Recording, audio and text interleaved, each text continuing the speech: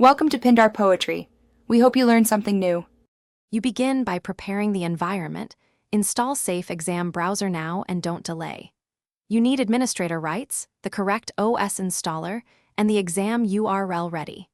Once installed, open SEB and create a new configuration profile. Import institution certificates if required, because encrypted connections prevent student lockouts.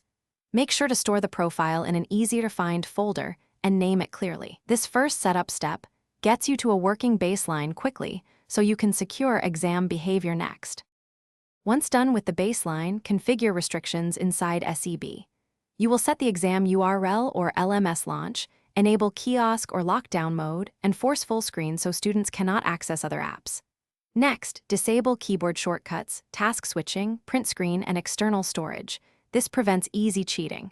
Then define a precise whitelist of domains and resources. By allowing only those, you stop unexpected navigation.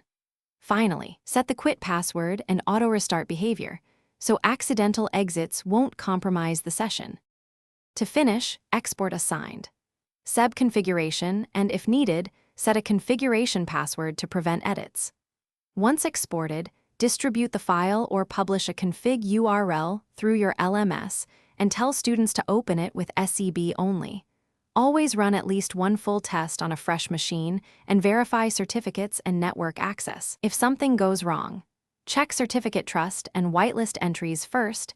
Misconfigured certificates or blocked domains are the most common issues to fix quickly. Thanks for watching. Consider subscribing if we helped you.